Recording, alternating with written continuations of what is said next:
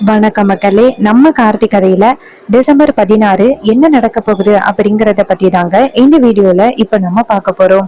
இந்த வீடியோவுக்கு மறக்காம லைக் பண்ணிக்கோங்க. நீங்க லைக் பண்றதுதான் எங்களுக்கு அடுத்த வீடியோ போடுறதுக்கு ரொம்பவே இன்ட்ரெஸ்டிங்கா இருக்கும். ஸோ மறக்காம லைக் பண்ணிட்டு இந்த வீடியோவை பாருங்க.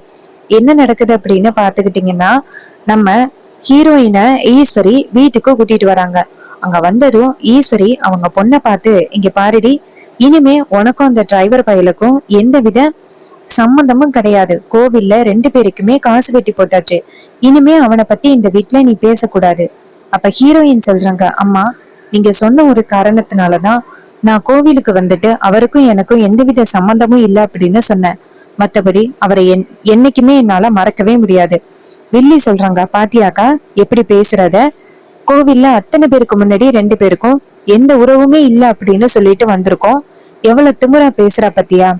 ஈஸ்வரி சொல்றாங்க, ஆமா சந்திரா, முன்னாடியெல்லாம் இவ கொஞ்சம் கூட என்னை எதிர்த்து பேசவே மாட்டா.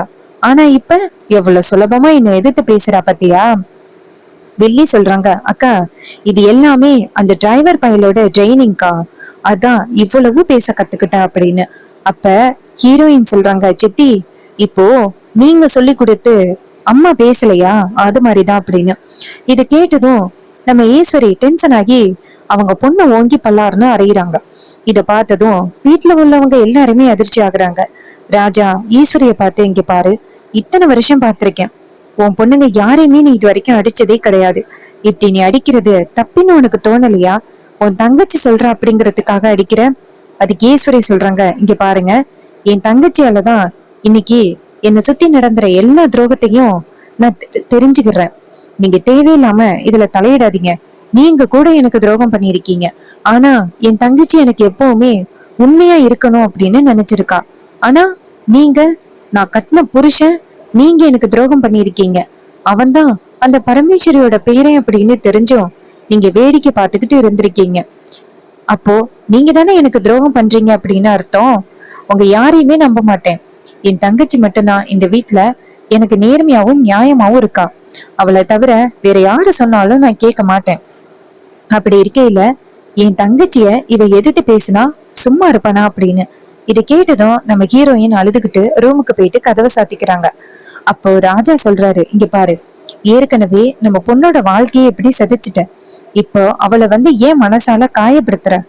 ஈஸ்வரி சொல்றாங்க, இங்க பாருங்க, 2-3 நாளைக்கு அழுகுவா, அதுக்கப்புறம் அவளோட மனசு மாறிடும்.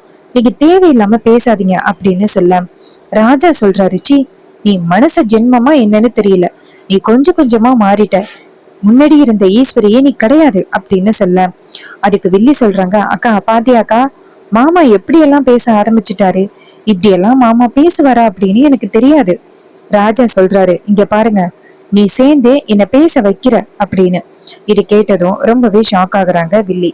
சோ இதுக்கப்புறமும் நம்ம எதுவும் பேசினா நம்மள ஏதாவது செஞ்சிருவாங்க அப்படின்னு நினைச்சிட்டு வில்லி சொல்றாங்க, அக்கா, இப்போ இவங்க எல்லாருக்கும் ரொம்ப பிடிச்ச அந்த டிரைவர் பையகிட்ட இருந்து ரேவதிய பிரிச்சதுனால வீட்டுல உள்ள எல்லாருமே இப்போ நம்ம மேல கோவத்துலதான் இருப்பாங்க.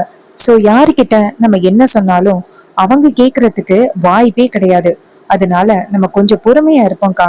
இன்னும் என்ன நடக்குது அப்படிங்கறத நம்ம பாப்போமே. இதை கேட்டதும் ஈஸ்வரி சொல்றாங்க, ஆமா சந்திரா, இப்போதைக்கு இவங்க எல்லாரும் என் மேல கோவத்துலதான் இருப்பாங்க. சோ நான் இப்ப என்ன சொன்னாலும் அவங்க எல்லாருக்கும் தப்பாதான் தெரியும். சோ இப்ப பேசுறது சரியில்லை. சரி வா சந்திரா, போகலாம் அப்படின்ட்டு போறாங்க. அப்போ மயிலை நேரா மாமா கிட்ட, பாத்தீங்களா மாமா, சின்னத்தியோட பேச்சு கேட்டுக்கிட்டு அத்தை என்னெல்லாம் பண்றாங்க அப்படிங்கறத பாத்தீங்களா? ரேவதியை நடிச்சு பார்த்தா எனக்கு ரொம்பவே கவலையா இருக்கு. அவ எந்த அளவுக்கு மாப்பிள்ளைய விரும்பினா அப்படின்னு எங்களுக்கு தான் தெரியும். ஆனா கடைசியில அத்தை போயிட்டு இப்படி 2 பேரையும் பிரிச்சு வச்சுட்டாங்களே. அத்தை ஏன் தான் இப்படி பண்றாங்கன்னு தெரியல. ஆனா இந்த அளவுக்கு அத்தை முடிவெடுப்பாங்க அப்படின்னு நான் கொஞ்சம் கூட எதிர்பார்க்கவே இல்லை. பாவு ரேவதி, அவளோட மனச நினைச்சு பார்த்தாதான் ரொம்ப கவலையா இருக்கு. இப்பதான் மாப்பிள்ள கூட சந்தோஷமா வாழ போறோம் அப்படின்னு நினைச்சு அவ ரொம்ப சந்தோஷத்தோட இருந்தா. ஆனா கடைசியில அத்தை இப்படி ஒரு முடிவெடுத்துட்டாங்களே அப்படின்னு அவரும் ரொம்ப சோகமா பேசுறாரு. மயிலு சொன்னதை கேட்டுட்டு ராஜா சொல்றாரு, ஆமா மாப்பிள்ள, என் பொண்ணோட வாழ்க்கையை நினைச்சு பார்த்தா எனக்கு கவலையா இருக்கு மாப்பிள்ள அப்படின்னு. அப்புறமா ரோகிணி சொல்றாங்க, சரி, ரேவதி ஏதாவது சாப்பிட்டாலா இல்லையா? மயிலு சொல்றாரு, அவ கண்டிப்பா சாப்பிட மாட்டான். இப்ப எப்படி அவளை சமாதானப்படுத்துறதுன்னு தெரியல. அத்தை சுலபமா சொல்லிட்டு போயிட்டாங்க, 3 நாளையில ரேவதி சரியாயிடுவா அப்படின்னு. ஆனா அவளை பத்தி நமக்கு தெரியாதா? அவ கண்டிப்பா மாப்பிளைய மறக்கறதுக்கு வாய்ப்பே இல்ல. இப்ப நம்ம என்ன பண்றதுன்னே தெரியல அப்படின்னு சொல்லிட்டு ரொம்ப சோகமா இருக்காங்க. இன்னொரு பக்கம் நம்ம ஹீரோயின் இருக்காங்கல்ல, அவங்க நேரா ரூமுக்கு போயிட்டு அவங்க ஹஸ்பண்ட் அண்ட் ஒய்ஃப் 2 பேருமே கல்யாணத்துல எடுத்த போட்டோஸ் இருக்குல்ல அதை பாக்குறாங்க. பார்த்துட்டு ரொம்பவே கவலைப்படுறாங்க. இனிமே உங்களை நான் என்னைக்குமே சந்திக்க முடியாதா? ஊர் மக்கள் முன்னாடி உங்களுக்கும் எனக்கும் எந்தவித சம்பந்தமும் இல்ல அப்படின்னு சொல்லி எல்லாருமே சேர்ந்து முடிவு பண்ணிட்டாங்க. உங்களை இதுக்கப்புறமும் சந்திச்சா ஊர் மக்கள் எல்லாருமே சேர்ந்து என்னை கேள்வி கேட்க போறாங்க. இதனால பாட்டியோட குடும்பத்தை தான் வந்து கஷ்டப்படுத்துவாங்க. எனக்கு உங்களை பார்க்காம இருக்க முடியல. உங்களை மாதிரி ஒரு ஹஸ்பண்ட் கிடைச்சதுக்கு நான் ரொம்பவே கொடுத்து வச்சிருக்கணும்.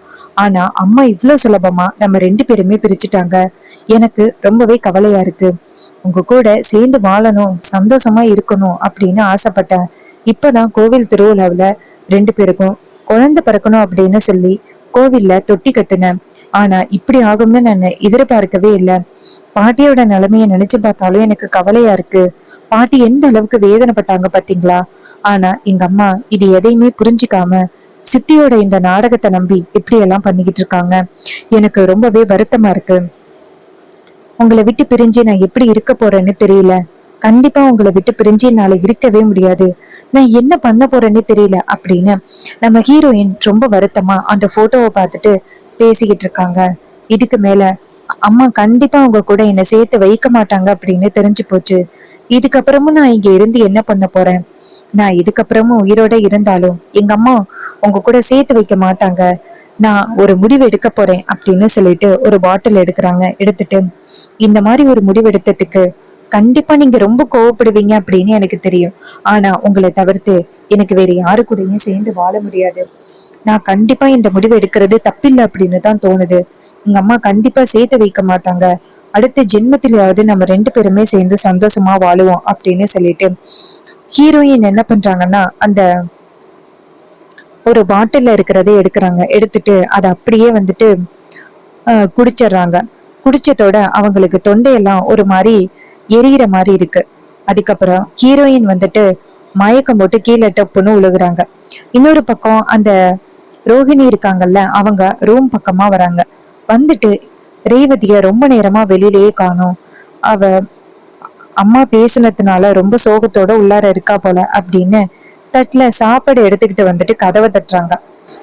ரோஹிணி வந்துட்டு இங்க பாரு ரேவதி, இது மாதிரி சாப்பிடாம இருந்த உடம்புக்கு கொஞ்சம் கூட நல்லதே இல்லடி, சாப்பிட்டுட்டு அதுக்கப்புறம் தூங்குடி அப்படின்னு சொல்லிட்டு கதவை தட்டுறாங்க. ஆனா நம்ம ஹீரோயின் கதவை திறக்கவே இல்லை. அப்ப நம்ம ரோஹிணிக்கு சந்தேகமா இருக்கு.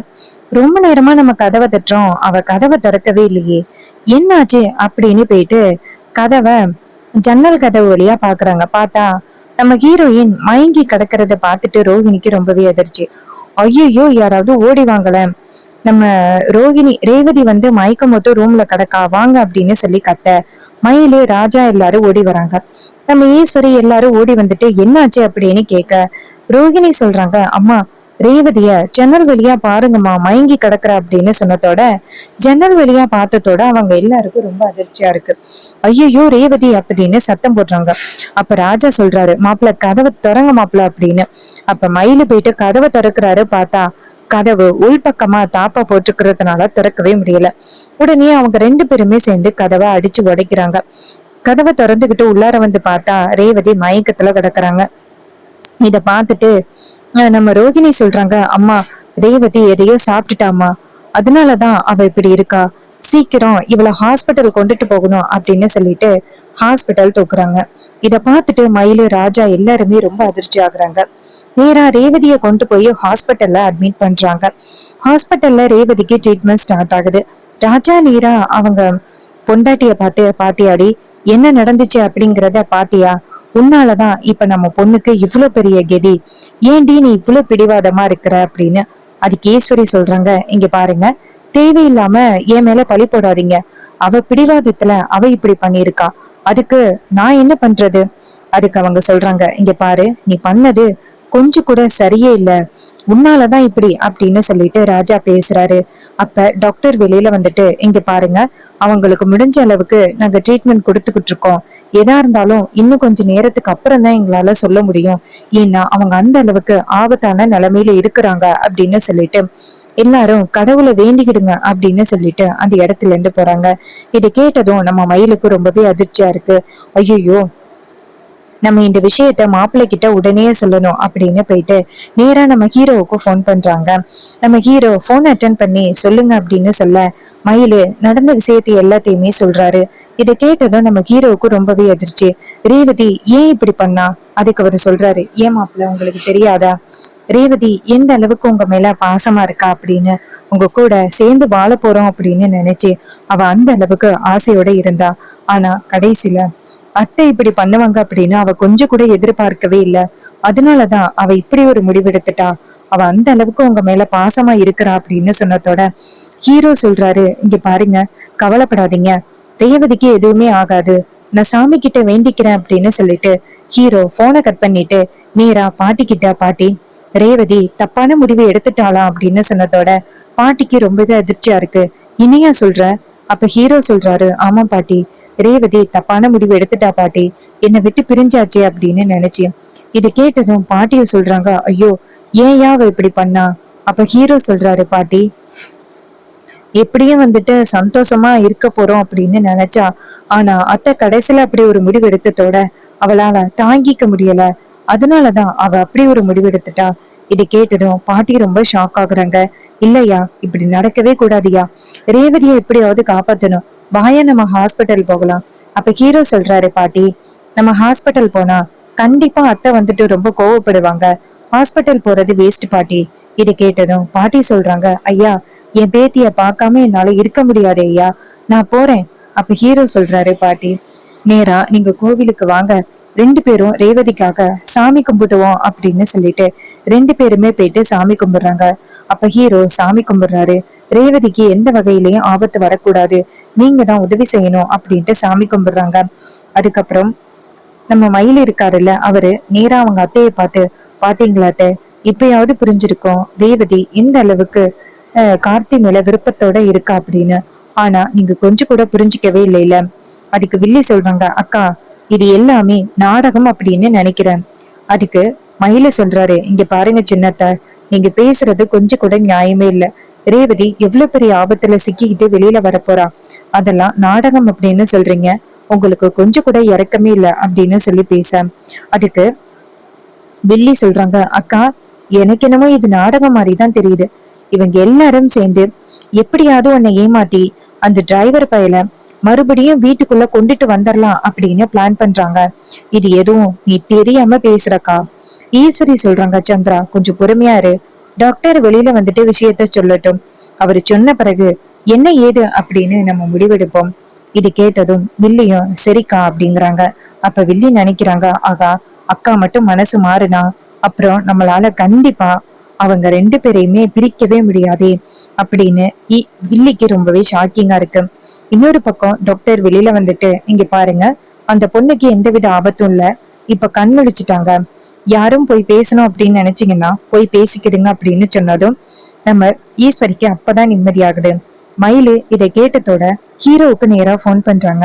நம்ம ஹீரோ போன் அட்டன் பண்ணி ரேவதிக்கு இப்ப எப்படி இருக்கு அப்படின்னு சொல்ல அவரு சொல்றாரு, மாப்பிள்ள, ரேவதிக்கு இனிமே எந்த ஆபத்தும் இல்ல அப்படின்னு டாக்டர் சொல்லிட்டாங்க, ரேவதி இப்ப கண் முழிச்சுட்டா. இதை கேட்டதும் நம்ம ஹீரோவுக்கு அப்பதான் நிம்மதியாகுது. சோ இந்த கதை பிடிச்சிருந்துச்சுன்னா இந்த வீடியோவுக்கு மறக்காம லைக் பண்ணிக்கோங்க. நீங்க லைக் பண்றதுதான் எங்களுக்கு அடுத்த வீடியோ போடுறதுக்கு ரொம்பவே இன்ட்ரெஸ்டிங்கா இருக்கும். சோ மறக்காம லைக் பண்ணிட்டு இந்த வீடியோவை பாருங்க. தேங்க்யூ ஃபார் வாட்சிங்.